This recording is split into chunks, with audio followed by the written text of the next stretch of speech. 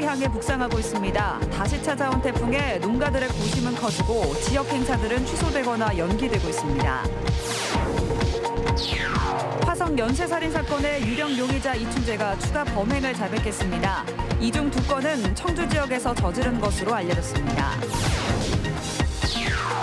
충청북도가 농식품 수출 상담회를 마련했습니다. 충북에선 60개 업체가 참여한 가운데 수십만 달러의 수출 계약이 즉석에서 체결되기도 했습니다. 충주시가 쓰레기 불법 투기를 막기 위해 우리마을 지킴이를 운영하고 있습니다. 400여 톤의 불법 폐기물을 회원들이 찾아내면서 톡톡히 효과를 보고 있습니다.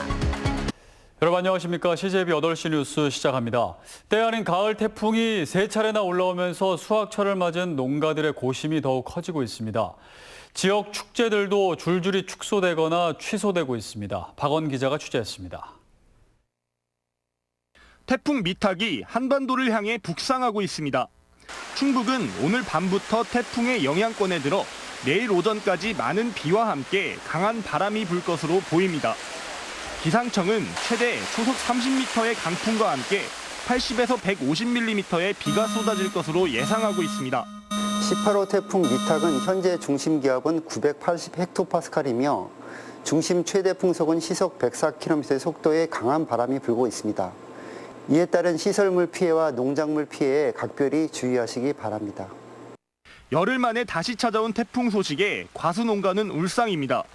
지난 태풍 때 이미 낙과 피해를 입었는데 이번 태풍으로 추가 피해까지 우려되기 때문입니다.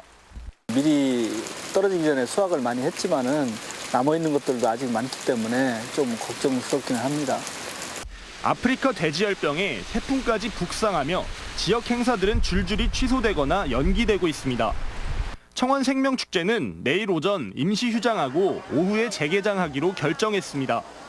또 내일부터 열리는 증평 인삼골 축제도 축소 운영하기로 했고 오는 4일부터 개최 예정이었던 생거 진천 문화축제는 전면 취소됐습니다.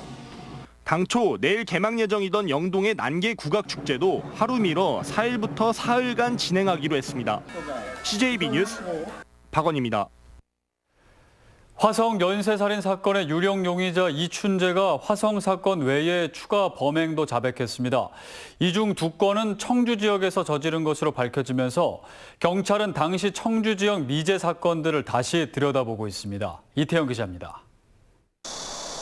화성 연쇄살인 사건의 유력 용의자인 이춘재가 9건의 화성 사건 외에 5건의 추가 범행을 자백했습니다. 이 중 2건은 청주 지역에서 저지른 것으로 알려졌습니다. 이에 따라 경찰도 당시 미제 사건들과 이춘재와의 관련성을 조사하고 있습니다. 우선 지난 1991년 1월 청주시 가경동의 공사장에서 10대 여성이 숨진 채 발견됐습니다. 여성의 2손이 속옷으로 결박돼 있던 점이 화성 사건과 닮았습니다.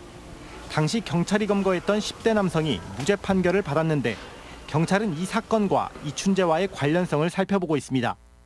사건 발생 시점이 화성 10차 사건보다 석 달 앞서긴 하지만 이춘재는 93년 주소지를 옮기기 전에도 청주와 화성을 자주 오갔던 것으로 전해졌습니다. 1992년 4월에는 청주시 강내면의 한 공사장에서 20대 여성이 살해됐습니다.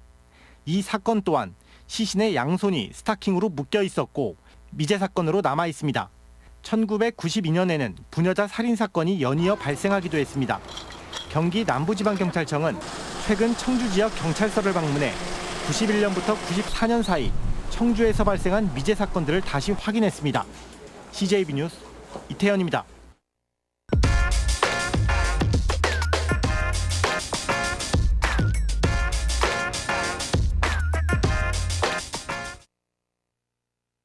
세종시 도시 규모가 커지면서 충북 인구를 흡수하는 이른바 세종시 빨대 현상에 대해 걱정이 많았죠. 그런데 실상을 살펴보니까 그리 위협적인 수준은 아니었습니다. 지난해 세종시 전입자의 전 거주지를 보면 대전 사람이 압도적인 1위였습니다.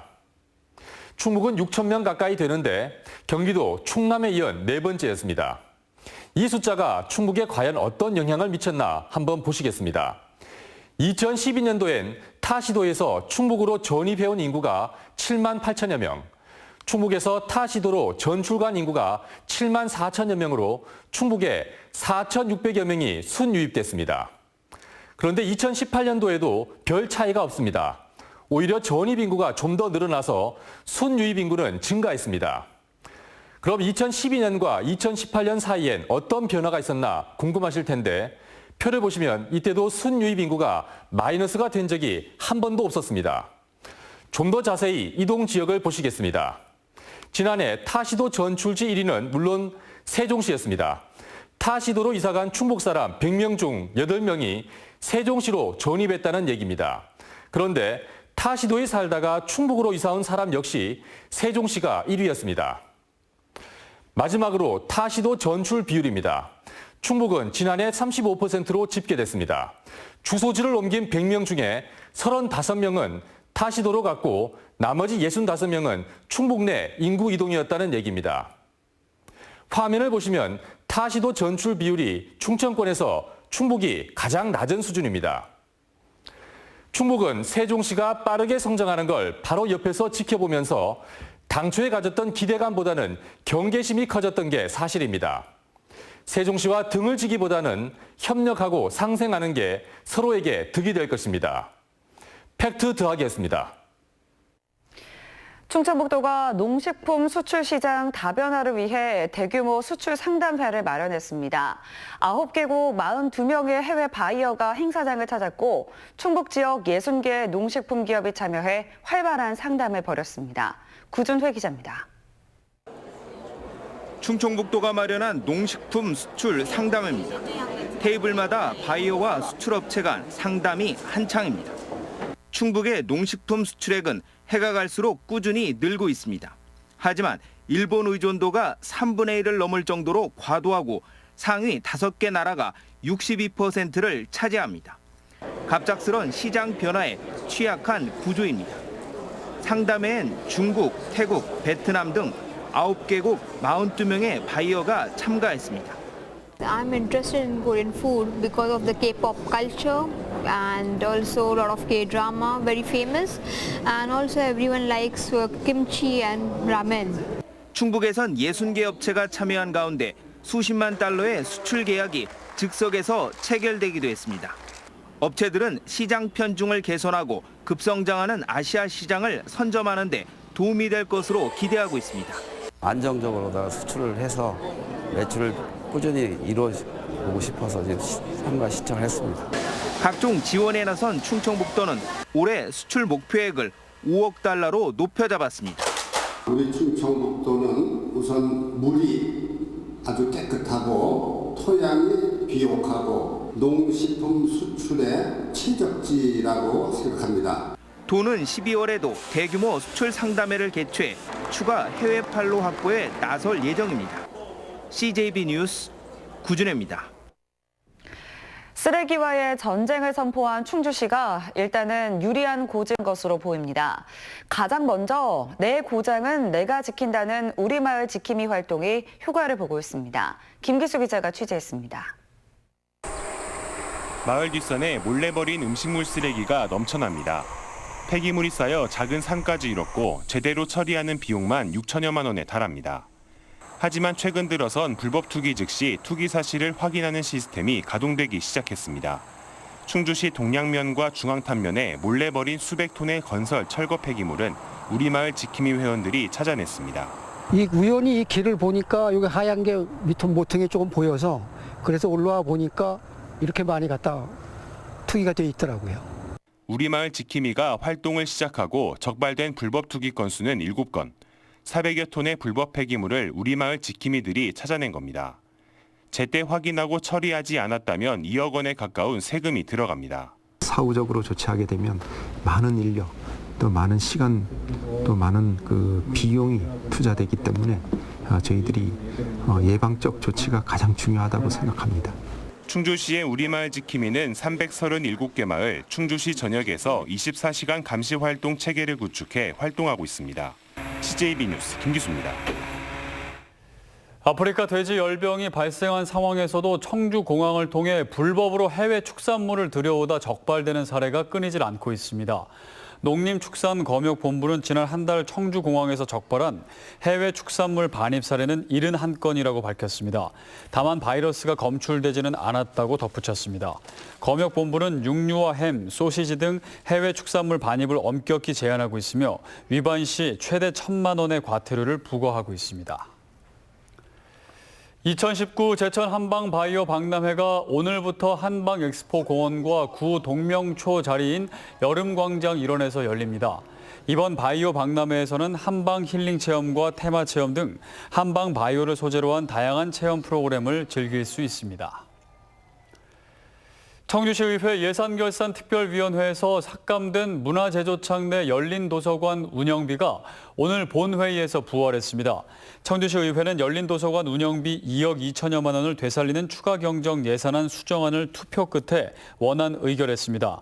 앞서 시민단체 등은 열린도서관의 운영을 대형 서점이 맡는다는 소식이 전해지자 반발해왔으며 이에 대형 서점이 운영을 포기하자 의회가 운영비를 삭감해야 한다고 주장해왔습니다. 더불어민주당 오재세 의원이 서울에 있는 국립중앙의료원을 청주 오송으로 이전하자고 제안했습니다. 오 의원은 보건복지부 국정감사에서 국립중앙의료원이 오송으로 이전하면 연구기관 간 시너지 효과를 극대화할 수 있고 청주, 대전, 천안 주민 600만 명이 이용할 수 있다고 말했습니다. 또 충북 지역 의대 정원이 전국 최하위권에 머물고 있다며 인구가 비슷한 전북과 강원과 비교할 때 현재 89명에서 178명으로 증원해야 한다고 주장했습니다. 충북 혁신도시로 이전한 공공기관이 채용한 지역 인재가 정부 권고치에 크게 미달하는 것으로 나타났습니다. 기획재정부가 제출한 2018년 혁신도시 이전 기관별 지역 인재 채용 현황에 따르면 지난해 충북 혁신도시 이전 공공기관 10곳의 지역 인재 채용률은 21.2%로 권장 채용률 35%에 못 미쳤습니다. 또 전국 평균 23.4%보다도 2.2%포인트 낮았습니다. 도내 사립학교 법인들이 미납한 법정 부담금을 도교육청이 혈세로 메우는 행태가 개선되지 않고 있습니다. 교육청 자료에 따르면 지난해 도내 23개 사립학교 법인의 법정 부담금 납부율은 15.7%로 67억 원 가운데 10억 5천만 원을 납부하는 데 그쳤습니다. 도내 사학 중 유일하게 법정 부담금이 10억 원대인 청석학원은 4,800만 원을 납부하는 데 그쳤고 반면 신흥학원과 대제학원은 전액을 납부해 대조를 보였습니다. 청주지법은 동료 여직원들의 신체를 몰래 촬영한 혐의로 기소된 전 청주시 공무원 38살 A씨에게 징역 6월에 집행유예 2년을 선고했습니다. A씨는 지난해 9월 모 주민센터에 근무할 당시 동료 여직원들의 신체 일부를 몰래 촬영한 사실이 발각돼 재판에 넘겨졌으며 청주시는 징계위원회를 열고 A씨를 해임했습니다. 충북교육청이 내년도 공립초등학교 교사 임용시험 원서를 접수한 결과 160명 선발에 217명의 지원에 1.35대 1의 경쟁률을 기록했습니다. 이상으로 CJB 8시 뉴스를 모두 마칩니다. 시청해주신 여러분 고맙습니다.